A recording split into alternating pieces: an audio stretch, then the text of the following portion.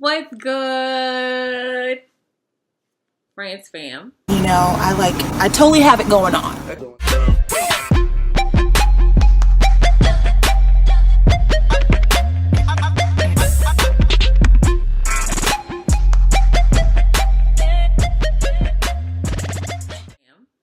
So today I'm going to do a reaction. I know you guys haven't seen me in a while. There's a reason for that. Like a lot has been going on. I'll tell you guys about that later. But today I'm making it all about you guys. I'm going to try to put out as many videos as I can this week. I do apologize. I gave you guys a week of nothing. I didn't post anything. I felt really bad. I was like, they probably going to be like, really? You're not going to put anything out? You're just not going to put nothing out? Not even a reaction video?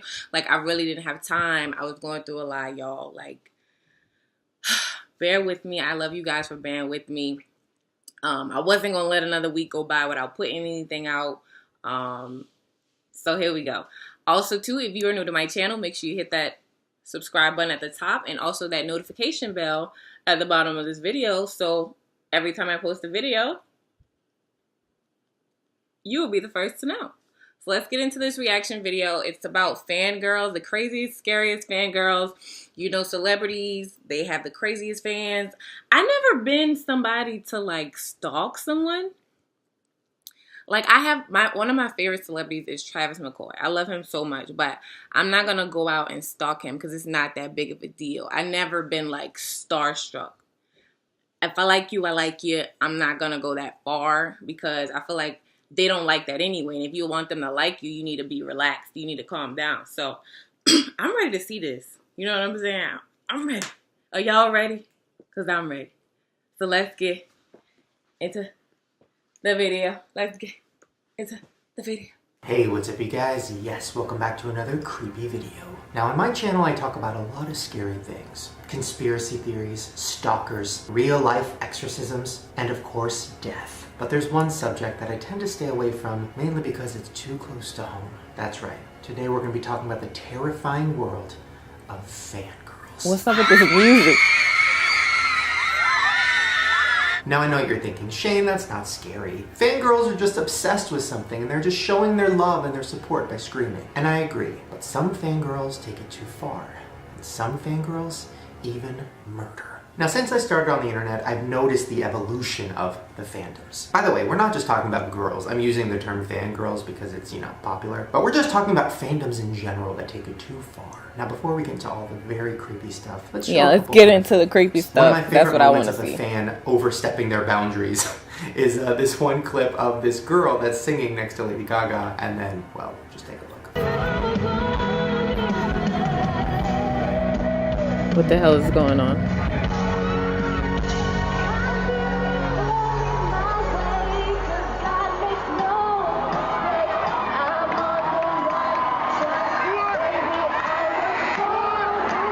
And then of course there's also the girl who got Drake tattooed on her head. Yeah, that's real, not photoshopped. Then of course you have all the kids that are standing outside of Jake Paul's house, dabbing on the neighbors. Dab on them haters! Dab on them haters! Okay, dab on them, okay. Hell no. Those are kind of fun and silly. But now let's take one step further. Just check out this video of Britney Spears performing at her Vegas show when a fan gets on stage.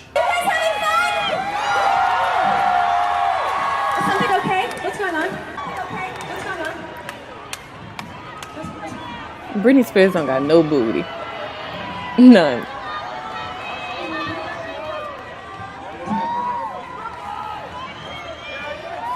Yeah, that could have ended very badly. And that happens all People the time. be tripping. Obsessed fans jumping on stage.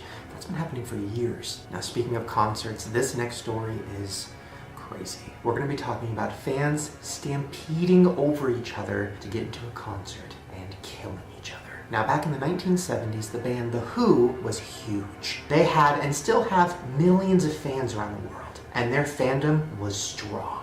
Now on December 3rd of 1979, they had a sold-out concert to 18,000 people. Now to put that in perspective, this is in the 70s when people literally had to line up to buy tickets. This wasn't online. That means that literally 18,000 people came to buy tickets and were lined up and waited for hours. That's a shit ton of people. Now the fans showed up, got their tickets, and had been waiting at the arena for hours. And of course, at the front doors of the arena, they all crowded and waited for the doors to open. I'd be damned. And when it was time, only one pair of doors opened out of a whole bunch. And all of those thousands of fans were trying to squeeze through that one door. Now obviously that turned into a stampede, and people were literally stomped to death. It was a sea of people. 12,000 people, very tightly compacted. Stomped to death. People talking about what it was like to be in that stampede. A few people passed out standing up. Then, I mean, you really start to panic.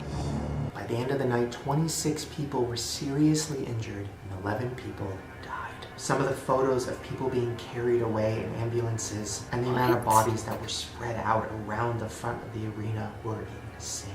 Now, this isn't the only time It's not that deep, man. In 1988, 30 people were seriously injured and 2 were killed in front of a Guns N' Roses concert. In the year 2009, people were trampled to death at a Pearl Jam concert in Denmark. And the list goes on. And with the way the fandom on the internet is growing, it's only a matter of time before something like this happens at VidCon. I mean, we all remember the Logan Paul situation. Oh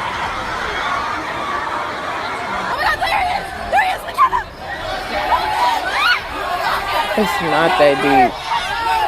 Now, luckily, VidCon is very organized, so things like this don't happen very often. But when you get that many really excited teenagers in one place and you throw their favorite internet celebrity at them, it's only a matter of time before something really bad happens. Okay, now this next fan we're going to talk about is one of the scariest and also one of the saddest. This is a super fan of Paula Abdul. Now, I'm sure most of you guys know Paula Abdul as the nice judge on American Idol. But before she was on that show, she was one of the biggest and hottest pop stars in the world in the 1980s. Now let's meet Paula Goodspeed. Now she was so obsessed with Paula Abdul that she legally changed her own name to Paula when she was 16. Now she had been trying to get Paula's 16 attention where? for a long time, and then she Where? did. Paula Goodspeed auditioned for American Idol. I'm Paula Goodspeed, and I'm from Los Angeles, California, and I'm a student.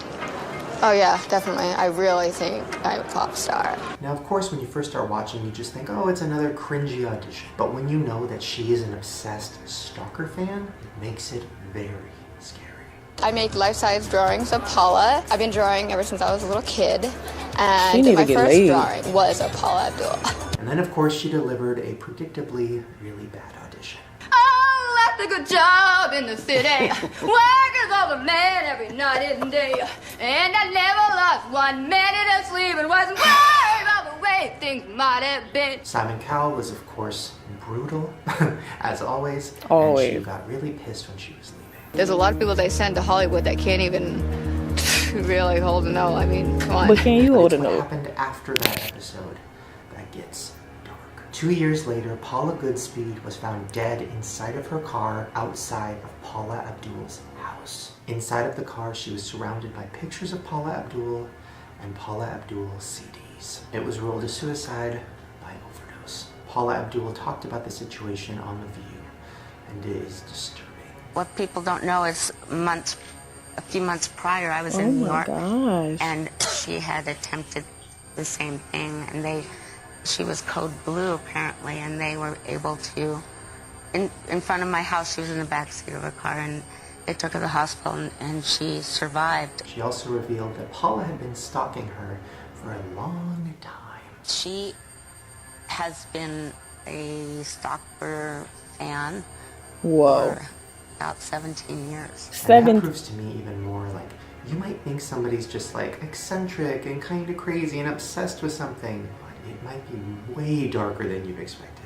And unfortunately, sometimes it can end in death. Okay, this next one is insane. We're going to be talking about a woman named Diana Napolis. Now stay with me. Diana believed that Steven Spielberg was running a satanic cult with his wife out of their basement, and they teamed up with Jennifer Love Hewitt to implant a microchip into Diana's brain to control her.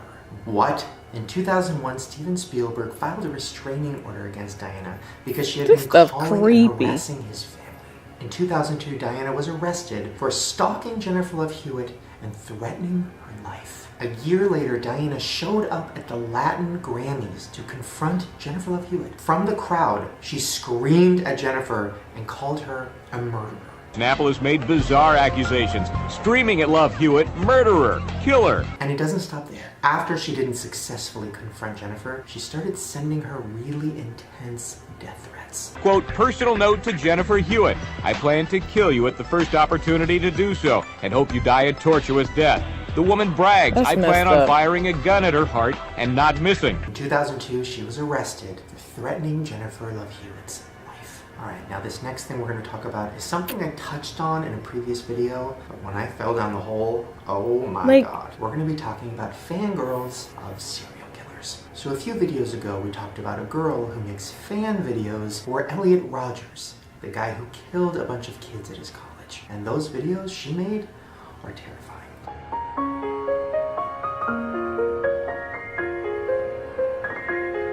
This is not the first time that there's been fans of killers. So first, let me introduce you to one of the biggest serial killers of the 80s, the Night Stalker. His name was Richard Ramirez, and he would roam around Los Angeles, sneaking into houses, robbing people, raping elderly women, and then killing them, sometimes in front of their own children. He even claimed that he was the devil reborn. Now the scariest part about all of this is even after he was arrested and put on trial, he had groupies. He literally had women who were obsessed with him, knowing that he raped and killed other women. Now as he's on trial for some of the most gruesome murders ever, there are women standing outside of the courthouse wanting to have sex with him. Yeah, just listen to the groupies talk about him. Why were you in the courtroom today? I just wanted to see what he looked like. I think he's cute. Everyone makes him look so bad, you know, but I know that he's a nice person because I've met him and I know. Now, not only did he have groupies and fangirls, he also they worse than him. While he was in prison to a fan. Her name was Doreen, and she wasn't just a fan. She was a magazine editor. That's right, an actual smart woman with a good job is obsessed with a killer. How? I just want to say I'm ecstatically happy today and very, very proud to have married Richard and to be his wife. She literally said that she started to fall for him when she saw his mug shot. Earlier, she had told the Los Angeles Times that she became attracted to Ramirez the first time she saw his picture. Looking back, I see it was a turning point for me, she said. I saw something in his eyes, something that captivated me. They desperate. But this is not something new. This has happened before. Remember Charles Manson, the guy we talked about previously in another video, who literally is insane? If I wanted to kill somebody, I'd take this book and beat you to death with it, and I wouldn't feel a thing. Meet his wife, Star. I am Charles Manson's wife. Wife? Are you married? We are technically, the paperwork hasn't gone through yet, but we already consider each other to be husband and wife. You ain't married then. She's in love and married to a crazy killer, and she doesn't see anything weird about that. Well, because I love him, and I've got half a brain that I can see. Half a brain. I'm glad you know. He is the one that knows what's going on. He's the one that is in the truth whenever nobody else is. Okay, so the last thing we're going to talk about is something that is extremely dark and very, very heartbreaking. We're going to be talking about the murder. Y'all, like, I am really, like, shook. Who the hell would have a crush on a murderer? Like, oh my God, the way he murdered those people, it really made me, like, really want him. Like, and his mugshot was so... See, the reason people act like that is because there are more women in this world than men. And so they get desperate and they just want to be with anybody. And women have these crazy fantasies. For what? Why would you want to be with a murderer? You as soon as you make him mad, he gonna murder you. I wouldn't be able to sleep at night. I would be scared out of my mind. These people are crazy. Thank you guys so much for watching this video. I hope you enjoyed it as much as I did. I know it was really creepy. I'm still shook. But thank you guys so much for watching. I'll see you guys in the next video. Love you guys so much. Bye.